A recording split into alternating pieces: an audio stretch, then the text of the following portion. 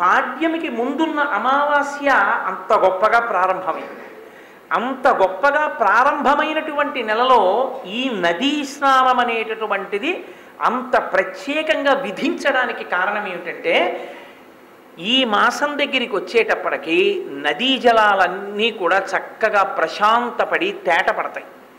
తేటపడినటువంటి నదీ జలాలు ప్రవహిస్తుంటాయి. అందుకే పురుషుడు నదీ ప్రవాహానికి ఎదురు నిలబడి స్నానం చేయాలి. స్త్రీ నదీ ప్రవాహానికి అభిముఖంగా నిలబడకుండా వెనక్కి తిరిగి నిలబడి స్నానం చేయాలి.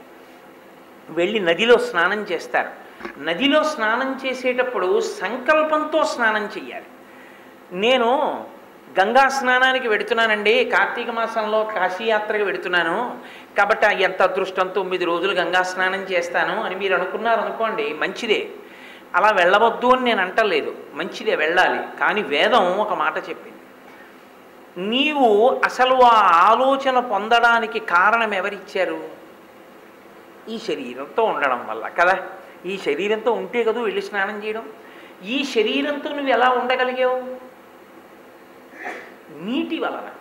ఓ అన్నం ఉడకాలి, నీళ్లు ఉండాలి. కూర ఉడకాలి, నీళ్లు ఉండాలి. పంట పండాలి, నీళ్లు ఉండాలి. నువ్వు ఉండాలి, నీళ్లు ఉండాలి.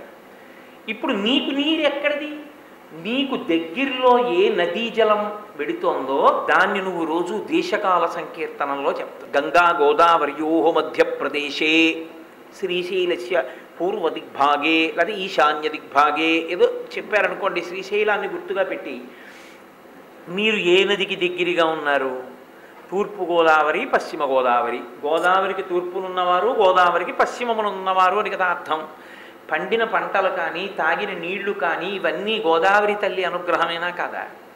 నీవు గంగా స్నానానికి వెడుతున్నావు. నిన్ను ఉంచినది, నిన్ను పెంచినది, పోషించినది ఆ తల్లి. ఇప్పుడు నువ్వు ఇంకొక నది చాలా గొప్పది అని వెడుతున్నావు, మంచిదే. గోదావరి కూడా కాదందు, చాలా సంతోషించింది, నిజమే, మా అప్ప గంగ అంత గొప్పది అంటుంది. కానీ అమ్మా, అసలు ఆ ఆలోచన రావడానికి, ఈ ఉపాధితో వెళ్ళడానికి కారణం ఎవరో తెలుసా? నువ్వే.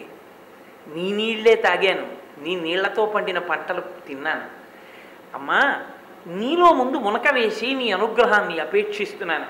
తల్లి, నాకు గంగా స్నానం చేసి గంగ యొక్క పూర్ణమైన అనుగ్రహాన్ని పొందేటట్టుగా నాకు కృప చెయ్యి అని అడగాలి. అడిగి గోదావరిలో మునక వెయ్యాలి. ఇప్పుడు గోదావరి గంగకి సంకేతం పంపుతుంది. రెండు అప్పులే కదండి, జలాలేగా. ఏమో నా దగ్గర అన్నం తిని నా దగ్గర పెరిగిన వాడు ఎంత కృతజ్ఞుడో తెలుసా? నా బిడ్డ ఒకడు ఉన్నాడు ఇక్కడ. వాడు వచ్చి స్నానం చేసి నన్ను అనుమతి అడిగాడు. అనుమతి అడిగి, కాశీ వెళ్తున్నానమ్మా, గంగ పెడుతున్నానమ్మా, గంగలో స్నానం చేయాలనుకుంటున్నానమ్మా, అమ్మా నీ అనుగ్రహంతో నాకు గంగా స్నాన ఫలితం ఇప్పించమ్మా అని నన్ను వేడుకున్నాడు. అందుకని వీడికి చక్కగా స్నానం జరిగేటట్టు, వీడికి గంగ యొక్క అనుగ్రహం పూర్ణంగా కలిగేటట్టు ఓ అక్క అనుగ్రహించు అంటుంది గోదావరి. అందుకే వేదం ఏం చెప్పిందంటే, నువ్వు ఒక చోటికి వెళ్ళేటప్పుడు తీర్థయాత్రకి అక్కడ నదీ స్నానం చేద్దాం అనుకుంటూ ఉంటే, నీవు ఏ నదీ జలముల చేత బతికి ఉన్నావో, బతికి ఉంటావో ఆ నదీ జలంలో ముందు స్నానం చేసి వెళ్ళు. అందుకు కదూ ఎదర కాశీ వెళ్ళాలని ఇవ్వాలే గోదావరిలో స్నానం చేసి రావడానికి కారణం అది. అంత వర్షం పడుతున్నా వెళ్ళి గోదావరిలో స్నానం చేస్తే వేదధర్మానికి మనం కట్టుబడినట్టు, ఆ తల్లి అనుగ్రహాన్ని పొందినట్టు. కాబట్టి నదీ జల స్నానము అంటే కేవలము తీర్థయాత్రగా వెళ్ళిపోయి స్నానం కాదు. ఇక్కడ నదిలో స్నానం చేసి అక్కడ నదిలో స్నానం చేయాలి. సరే, ఏ కారణం చేతనా చెయ్యలేకపోయాం, అయ్యో గోదావరి వెళ్ళలేకపోయామండి, మరి ఎలాగండి ఇప్పుడు దాంట్లోంచి పెద్ద ఆలోచన ఒకటి పెట్టుకుని, అనుమానాలు పెట్టుకుని, ఇంకా అక్కడి నుంచి వేదిక దిగ్గానే ప్రశ్నల పరంపర సంధించక్కర్లేదు. మీ ఇంట్లో చేసే స్నానం కూడా గోదావరి జలాలేగా. కాబట్టి ఆ తల్లికి చెప్పండి, అమ్మా రాలేకపోయానమ్మా, వానలు అదిని ప్రయాణం హడావిడిలో ఉన్నాను, దగ్గరికి వచ్చేసింది కాశీయాత్ర, ఓ పంచేయి తల్లి, ఎప్పుడో అప్పుడు మళ్ళీ నీలో మునక వేసేటటువంటి అదృష్టాన్ని నువ్వే కృప చెయ్యి.